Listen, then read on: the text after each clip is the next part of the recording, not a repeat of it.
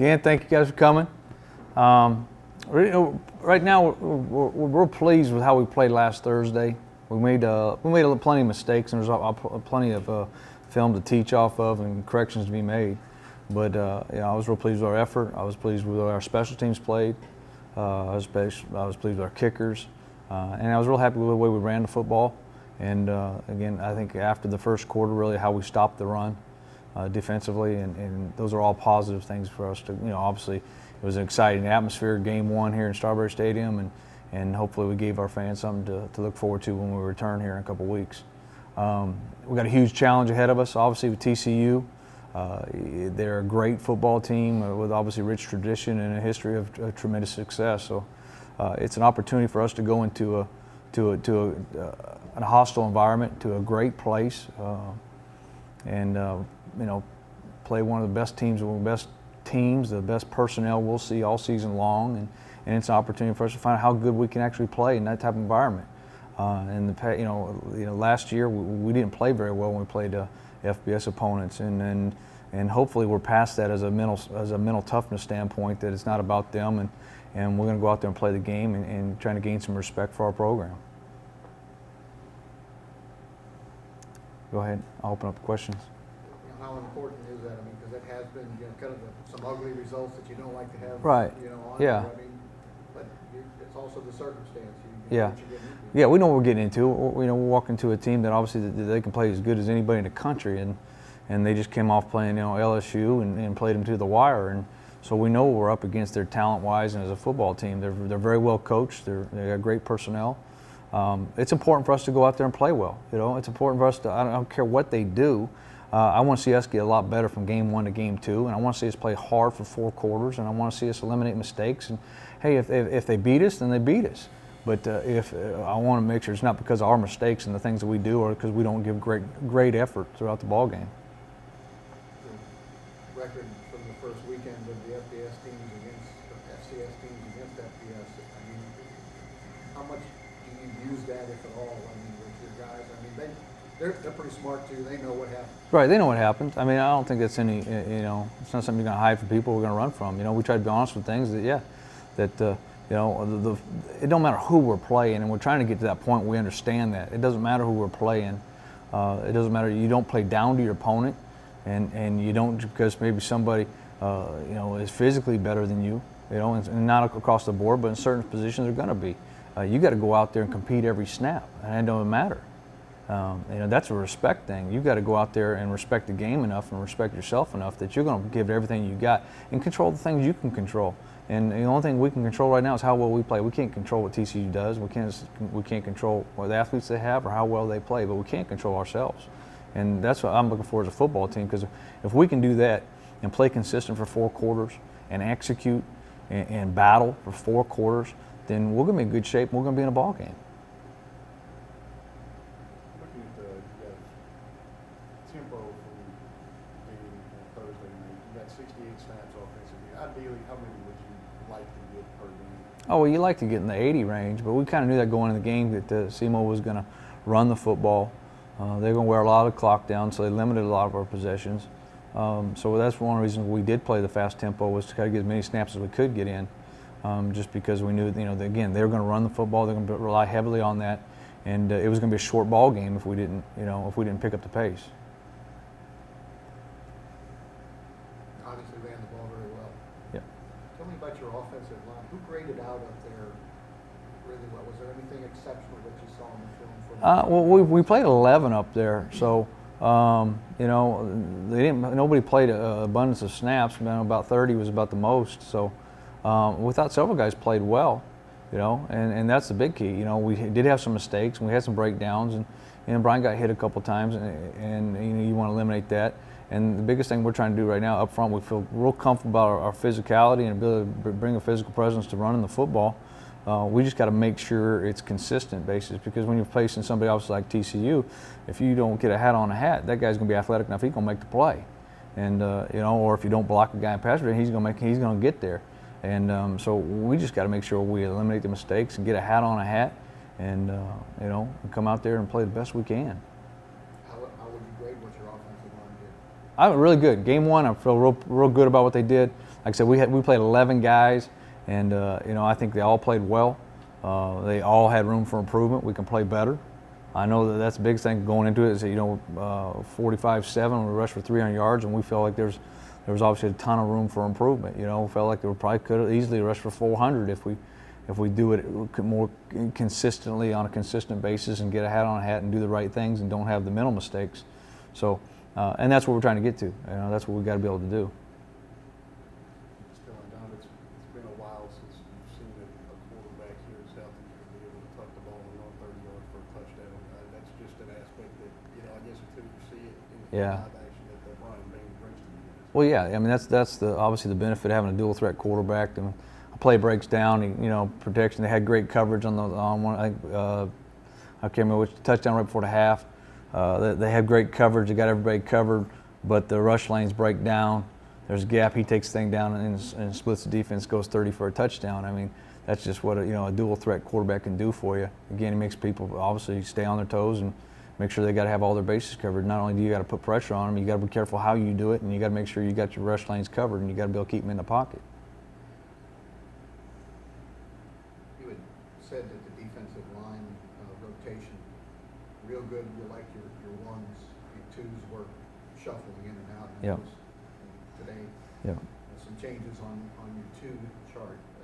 What did you see from the defensive line? And you moved some. I thought they played. And again, I thought they played well. Well, again, we made some mistakes, got in the wrong gaps a couple times here and there. We had some guys taking their first college snaps. That was huge. We played. I think we played 7 guys on the defensive line. We had 2 guys two defensive linemen didn't play Thursday night. So hopefully they'll be on the trip with us this week, and we'll be able to play for us this Saturday. And we're going to need that extra depth, and we're going to need those extra guys to come in there and be able to play well. You have Jabari Nichols listed up there, a true freshman. Yeah. In my mind, would have been a guy that you look at redshirting, but obviously he's come along. What do you see? Well, he's got exceptional ability. I mean, he's got a tremendous amount of ability. We know that, and again, that's why we got him in there in that 2 deep, and he got plenty of playing time, and really did a good job. He's a guy that we really expect, and what we're shooting for is that hopefully at conference time he's ready to roll and be a top level defensive lineman for us. And again, I was real pleased with how he played in game 1. Obviously, 12 months ago he's lined up for a single A high school, and I think he's really adapted well. And like I said, he is a physical specimen. He's 6'4", 315 pounds, that can run really well and is very athletic. Another guy was Court, who I'd seen some good things from in your scrimmage, but he wasn't on the 2 deep. He is this week. Where is his progression? He's a guy, again, I think he had a great fall camp. He runs really well. He plays with a tremendous motor. And I really seen him really lock in the last couple of weeks on his assignments and again, really be able to reduce mental mistakes and do those things. But he brings an up-tempo style of play. He's a guy that can play the game, plays it fast. He plays it with intensity we need to play at. The number 2 shuffle is going to continue, basically. Yeah. I mean, to me, it's all about, we got one ambition, and that's to make sure we're getting ourselves ready to play conference play and get as many people into that category, that can-do category, as possible. So we're going to go through that preseason with the same mentality. We're going to play a lot of people, and we're going to try to play our 1s and 2s as we go through this preseason and get a lot of guys reps and find out who our best players are, and also trying to same time establish that depth and establish that up-tempo style. Who were the 2 that you missed? William Stream and John Andrews. Yeah. And you expect them this weekend? I expect they'll play this weekend. Yeah.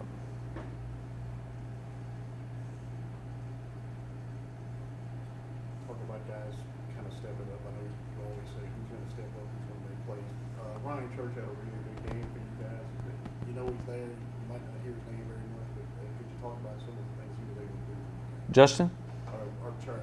Yeah, Justin Church. He had 2 really big plays in the ball game. Obviously, there's a 4th down stop. He runs from behind down there in the red zone. That's a huge play. And then obviously you got the field goal block. That was big for huge, very big play for us. So he came up with 2 huge plays during the ball game. Besides that, played very consistent throughout the ball game. And again, big things with him. We think he's going to be a great run player, and at the same time, he can get on the edge and he can rush the quarterback. And those are the things that we're really asking him to do.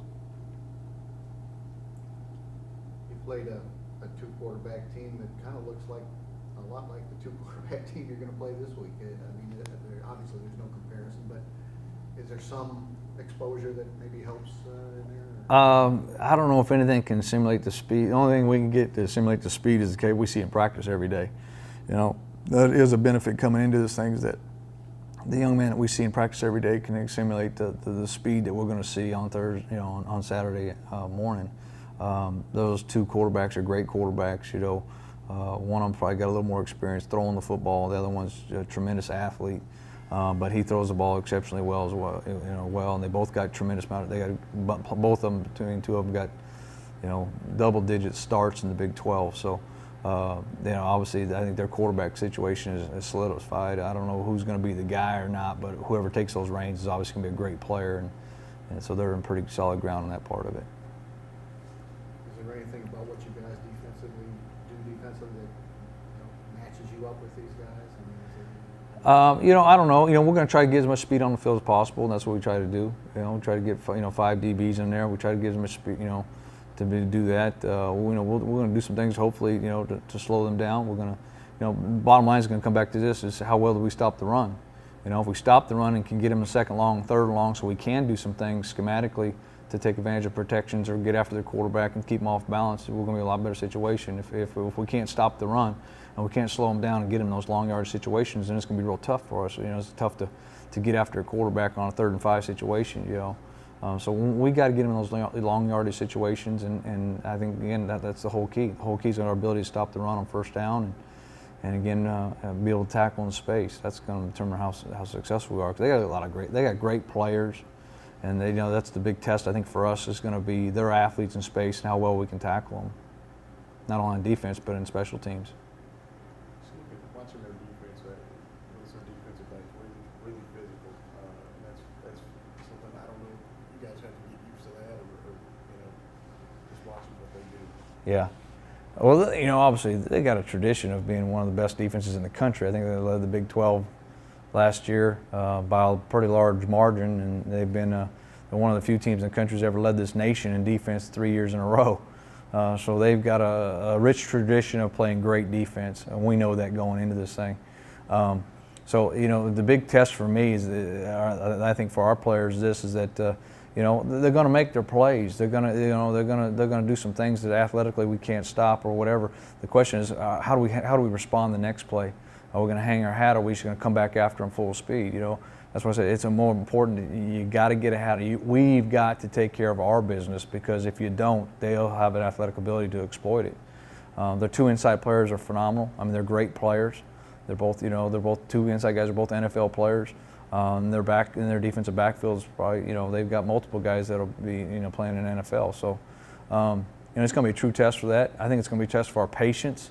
We're going to have to grind it out. I mean, not just on the run, but we're going to have to fight and kick and scratch, get a 1st down, and keep those chains moving. And it's how well we can play, and not over a series of 15, but a series of, hopefully 70, 80 snaps, so we can get in there and grind it out and be productive and protect the football. I mean, this thing will be huge, probably more than any other game, especially, is that, we've got to win the turnover battle, and we've got to get off to a fast start. I mean, we've got to come out there and have success early, and give our guys some confidence, and make sure that we understand that obviously that we can play with these guys. One thing your defense didn't do last week was face a guy like Brandon. I mean, this is kind of a circumstance where maybe having that dual threat quarterback really steps up into. Yeah, he's gonna. There's no question there. Offensively, he's going to have to do some things. We don't put the pressure on him that he's got to have a phenomenal performance and that stuff. He's just got to run the offense, do those things, and when things do break down, then he'll be able to extend a play here and there and be able to get a 1st down with his feet. I think that becomes a huge advantage at this point, because if we get in long yard situations, obviously they're going to put their ears back and come get it, and they're pretty good at it. They're pretty good at getting after the quarterback. So we've got a good job of protecting him. But obviously, I think the advantage of our part at that point is this: that we do have a quarterback that can tuck that ball down and go, and he's not a stationary target in the backfield, and we're going to obviously have to depend on him to do that.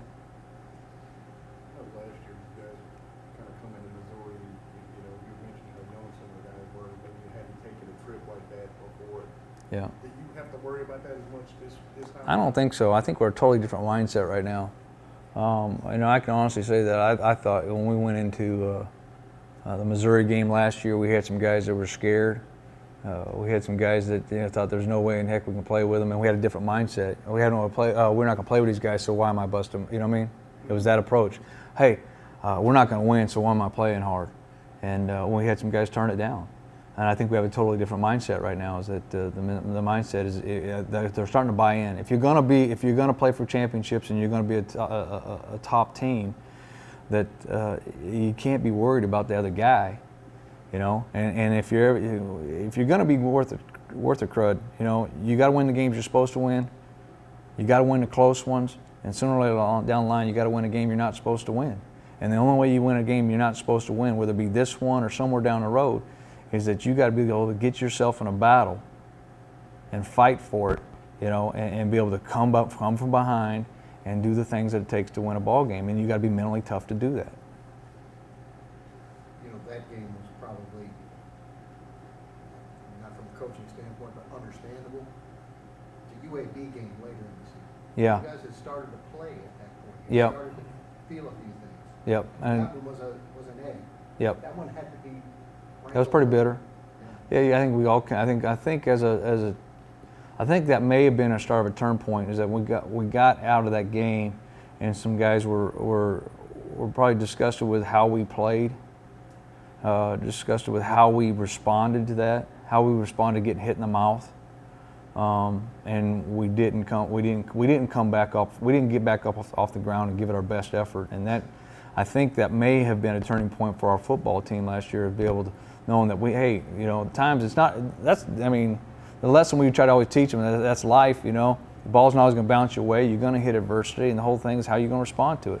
You don't want to always be responding a week later. You want to be able to respond during the game, right after it happens. How are you going to respond the next play, the next series, the next time we get the football, and.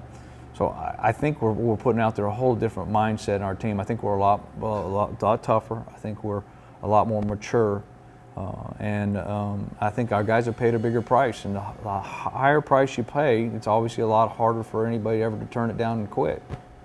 And so I hope we're gonna find out a lot about our football team this Saturday. How did you guys come out health-wise on Thursday night? Well, we lost Tyler Terrell on the opening kickoff return. Besides that, we came out pretty healthy. That was a huge one. He didn't get to play the whole game. So, but besides that, we're pretty healthy. What was it? ACL. Yeah. So he's done for the year. Yeah. Yeah. Yeah. Hate that for him, but. You take a little pride in watching them in East Beach, South Florida. I think that speaks volumes for our conference. Yeah, that's awesome. I'm excited for Southland Conference, the success. So when you look at them, the success they've had in the FBS the last 2 years, I think that's tremendous. And obviously there's some huge challenges coming up this week. For our conference. I know UCA's taking on Colorado, and Sam's taking on Texas A&M, and there may be another one in there this weekend. But I think Nickel's going to take on Western Michigan or something like that, and so you kind of want that your conference to do well. You're pulling for all the other guys right now that hopefully they go out and put their best foot forward and represent our conference the best possible way. Two-edged sword there too, because it shows your guys that hey, we can go to TCU and win. At the other hand, every FBS team's on. Oh no, yeah. When guys knock people off, it kind of dampers the idea you're going to sneak up on somebody. I think with the eight FCS teams that won this weekend, it really, kind of messed it up for the rest of us. Still got to play them, but. But at least LSU softened TCU up. Yeah. I hope so. Yeah. Hopefully they soften them up a bunch, So. The return game for TCU, they were able to have obviously breaks and stuff. Yeah. And get some field position and scores off of that. What's Yeah. the concern there with that special? Well, that's the big, the big thing is that they got some great athletes, and 23, and I forgot, his name escapes me right now, but he's a tailback, kick returner. He's pretty phenomenal. Took one back, whatever he took it, 103 yards or whatever it was versus LSU. That's the concern. Well, and it doesn't go on one person to be able to make that tackle in space. We got to make sure we're doing a great job on coverage units, and then we're getting 2 and 3 guys to the point of attack. I mean, we've got to get multiple guys to the point of attack. You can't leave it on one guy to try to tackle to get those guys of that caliber down in space by themselves. So a lot of that's going to be cured by how we do as a unit, covering those guys, and it's not one guy having to make the tackle in space, but it's 3 or 4 on one, and we will have opportunities to get them down. Because we don't want to chase him from behind, because obviously that didn't work very well for LSU.